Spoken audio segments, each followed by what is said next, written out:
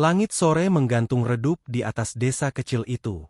Di tepi pematang sawah, dua insan muda duduk berdampingan, menatap cahaya jingga yang perlahan tenggelam di balik perbukitan. Gadis itu bernama Ayunda. Putri dari keluarga berada, hidupnya tak pernah kekurangan, namun hatinya lembut, sederhana, dan penuh kasih. Pemuda di sampingnya, Raka, hanyalah anak dari keluarga pas-pasan. Hari-harinya diisi bekerja membantu ayahnya di bengkel tua di pinggir desa. Meski hidup serba terbatas, mata Raka selalu menyala saat menatap Ayunda, seolah ia sedang melihat seluruh masa depannya di sana. Hari itu, Raka menggenggam jemari Ayunda dengan hati berdebar. "Aku ingin bersamamu selamanya," bisiknya lirih, nyaris kalah oleh suara jangkrik yang mulai bersahutan. Ayunda tersenyum, memandangnya dengan tatapan yang menenangkan. "Aku pun begitu, Raka. Tapi, kita tahu, orang tuaku menginginkan yang terbaik untuk masa depanku." Raka menarik napas panjang. Tatapannya menembus cakrawala sore. "Aku akan jadi yang terbaik itu. Aku akan pergi merantau. Mencari jalan hidup yang bisa membuat keluargamu percaya padaku." Ayunda menoleh cepat, matanya membesar. "Merantau? Ke negeri orang?" "Ya," jawab Raka mantap. "Aku tak ingin datang melamarmu hanya dengan janji, tapi dengan bukti bahwa aku mampu membahagiakanmu." Keheningan membungkus mereka. Hanya suara angin yang menggoyang pucuk padi. Air mata Ayunda jatuh pelan di pipinya, sebelum ia mengangguk dan menggenggam tangan Raka lebih erat lagi. "Kalau begitu, pergilah," ucapnya lirih. "Aku akan menunggumu." Langit sore perlahan gelap. Dan di bawah cahaya terakhir matahari, mereka membuat janji. Janji untuk bertemu lagi, sebagai dua insan yang akan bersatu selamanya. Waktu berjalan cepat, meninggalkan jejak kenangan di pematang sawah tempat janji itu diucapkan. Beberapa minggu setelah kepergian Raka, desa terasa hampa bagi Ayunda. Ia sering duduk sendirian di bangku kayu depan rumah, menatap jalan setapak yang dulu menjadi tempat mereka berjalan berdua. Sementara itu, di negeri yang jauh, Raka menapaki hari-hari barunya dengan tekad baja. Ia bekerja di sebuah pabrik besar, menjalani pekerjaan berat dengan upah kecil. Tangannya melepuh, tubuhnya lunglai setiap malam, namun semangatnya menyala, karena setiap tetes keringat itu ia persembahkan untuk masa depan bersama Ayunda. Musim demi musim berganti.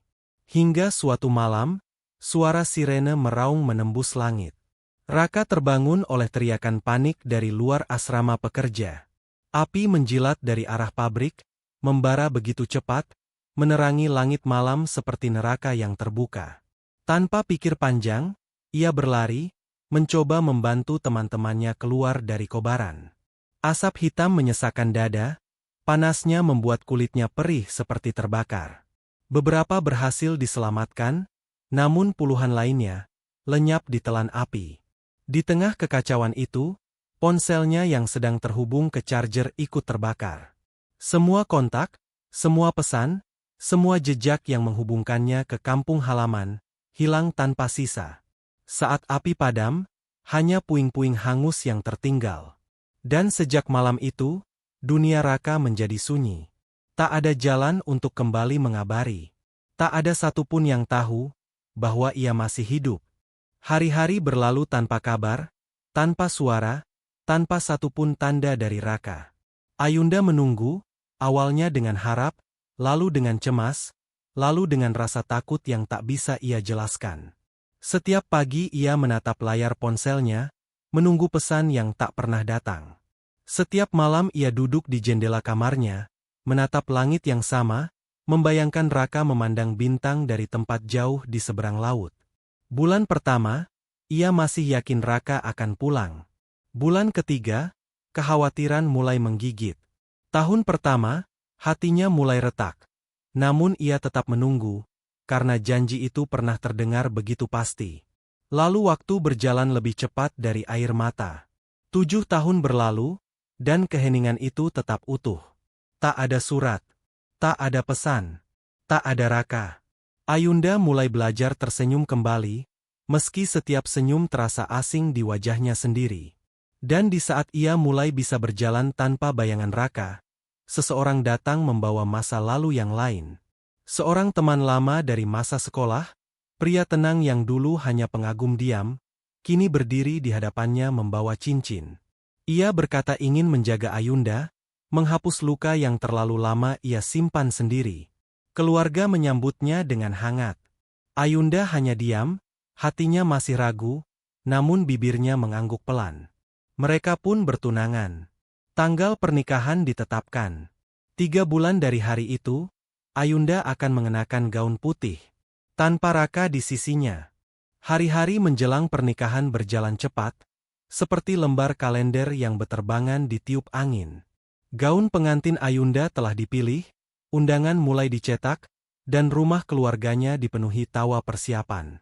Namun di balik semua itu, ada sunyi yang tak pernah benar-benar hilang dari matanya.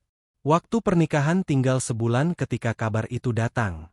Seseorang melihat Raka, berjalan di jalan setapak masuk desa, membawa koper tua dan wajah letih yang tertutup debu perjalanan panjang. Kabar itu menyebar secepat angin.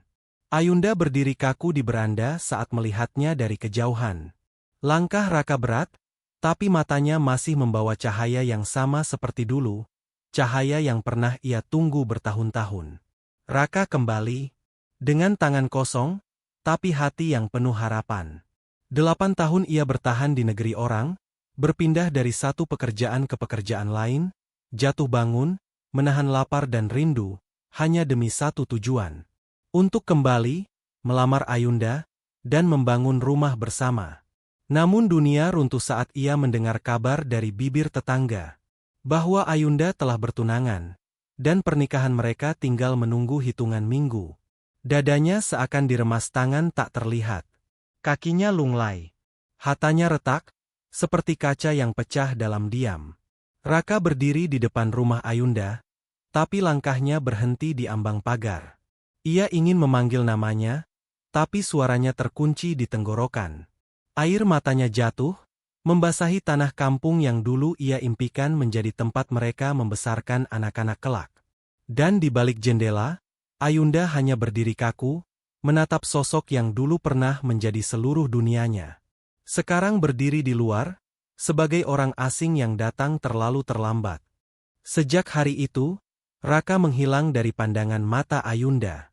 Ia tak pernah mencoba menemui atau bicara dengannya. Seolah memilih menelan luka itu sendirian, jauh dari keramaian yang akan membuatnya runtuh. Hari-harinya menjadi sunyi.